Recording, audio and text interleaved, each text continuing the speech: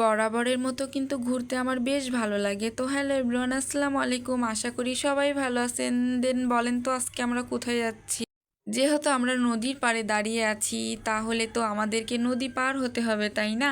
তো আমরা কিন্তু আজকে চলে যাব নদীর ওই পাড়ে। তো নদীর ওই পাড়ে যেতে হলে তো আমাদেরকে নদী পার হতে হবে আর কি।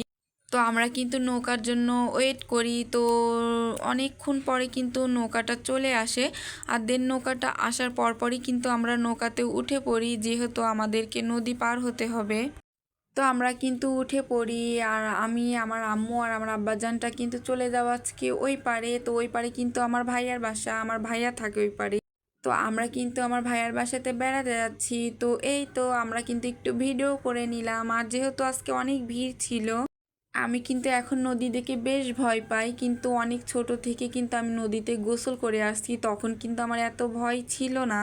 তো এখন জানি না আমার এত ভয় লাগে কেন নদী দেখলে এখন আমি বেশ ভয় পাই।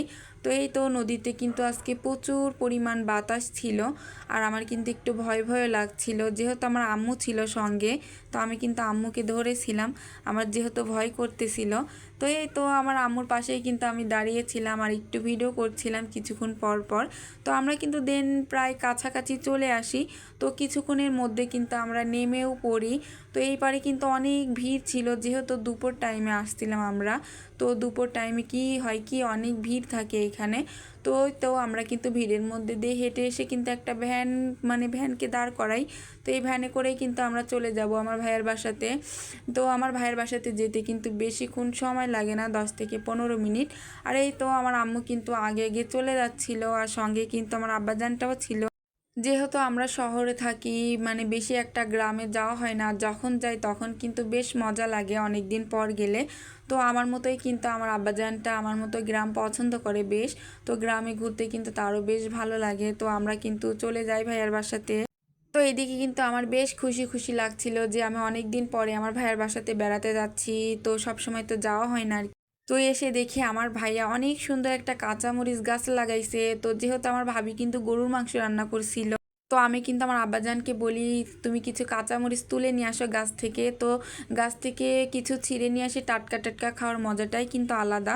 তো এই তো এইগুলো কিন্তু নিয়ে আসছিল। তো দেন এইগুলো কিন্তু আমি ভাত দিয়ে খেয়ে নিয়েছিলাম, সবগুলো না, দুইটা একটা খাইছিলাম। তো খাওয়া দাওয়া শেষ করে কিন্তু আমি 1 কাপ চাও খেয়ে নিই। তো চা খেয়ে কিন্তু আমি কাজে লেগে পড়ি, যেহেতু আমার ভাবির কোলে একটা ছোট বাচ্চা আছে। তো এই জন্য আমি তার কাজে একটু হেল্প করছিলাম আর কি। আর আমার ভাইয়া কিন্তু আমার হাতে দম বিরিয়ানি খাইতে চাইছিল, এই জন্যই কিন্তু তার জন্য কিন্তু প্রস্তুতি চলছিল দম বিরিয়ানি রান্না করার জন্য। তো এইদিকে কিন্তু আমি মুরগিগুলো খুব সুন্দর করে ধুয়ে নিই। আর এদিকে কিন্তু বাসমতি চাউলগুলো কিন্তু আমি খুব সুন্দর করে প্যাকেট থেকে বের করে নিয়ে পানির মধ্যে ভিজিয়ে রাখি। আসলে পানির মধ্যে ভিজিয়ে রাখলে হয় কি, চাউলগুলো ফুলে অনেক সুন্দর লম্বা লম্বা হয়। তো ওটা কিন্তু দেখতেও ভালো লাগে, খেতেও মজা লাগে।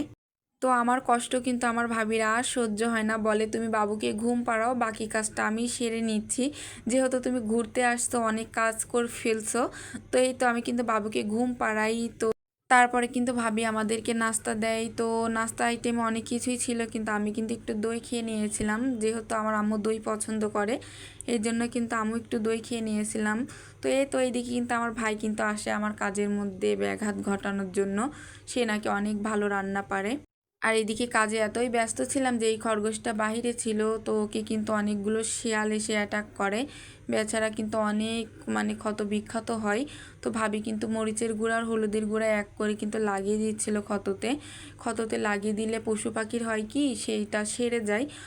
তো এদিকে কিন্তু মাংসটা ম্যারিনেট করে রাখছিলাম। তো এটা কিন্তু ভাবি এখন প্রসেসিং করবে আর কি। আর যেহেতু খরগোশটার ক্ষত দেখে আমার বেশ কষ্ট লাগছিল, যেহেতু পশু বলে কথা, পশু পাখির কিছু হলে না আমার অনেক বেশি কষ্ট লাগে, কী জন্য জানি না। তো আসলে ওরা তো কিছু বলতেও পারে না, কাউকে কিছু প্রকাশও করতে পারে না আর কি। তো এই জন্য কিন্তু বেশ খারাপ লাগছিল। তো যাই হোক না কেন, এদিকে কিন্তু আমাদের ব্রানি প্রসেসিং করা প্রায় কমপ্লিট। তো এর উপরে কিন্তু অনেকগুলো বেরেস্তা ভাজি দিয়ে দিবে আর কি। তো বেরেস্তা ভাজি দেওয়ার পরে কিন্তু এর উপরে অনেক বেশি করে ঘি ছিটিয়ে দিবে। তো ঘি দিলে হয় কি, বিরিয়ানিটা খেতে বেশ মজা লাগে। তো এইদিকে কিন্তু অনেক করে ঘি দিচ্ছিল। আর আমার আজকের ভিডিওটা কিন্তু বেশ মানে লং হবে। আসলে সবাই বলে লং ভিডিও কেন আপলোড করি না, আসলে লং ভিডিও আপলোড করলে তেমন একটা কেউ দেখতে চায় না আর কি। এই জন্য 2 থেকে 3 মিনিট মানে ভিডিও করে আমি সবসময়ই ছেড়ে থাকি। তো এই জন্য আজকে কিন্তু এই লং ভিডিওটা শেয়ার করলাম। তো এই লং ভিডিওটা শেয়ার করার পরে যদি দেখি এটাতে অনেক ভিউ আসছে, তাহলে কিন্তু এর পরবর্তীতে লং ভিডিওটাই আমি বেশি আপলোড করার চেষ্টা করব আর কি। তো এই তো এইদিকে কিন্তু ভাবি একটু আটা গুলিয়ে নিচ্ছিল, যেহেতু এটা দম বিরিয়ানি। তো এটা কিন্তু চারিদিক দিয়ে ঢাকনাটা খুব সুন্দর করে মানে আটা দিয়ে লাগিয়ে দিচ্ছিল, যে বাহিরের হাওয়া যেন এর মধ্যে না প্রবেশ করতে পারে আর ভিতরের হাওয়াটা যেন বাহিরে না যেতে পারে। তো এই তো কিছুক্ষণ পরে কিন্তু আমাদের দম বিরিয়ানিটা একদম রেডি হয়ে যায়। তো আমরা কিন্তু ফাইনালি খেতে বসে যাই। তো বিরিয়ানিটা বেশ মজা হয়েছিল। তো দেন আমরা কিন্তু পরের দিন সকালে কিন্তু আবার বাসার উদ্দেশ্যে রওনা হই। তো আজকের মতো ভিডিও এই পর্যন্ত। আল্লাহ হাফেজ, সবাই ভালো থাকবেন।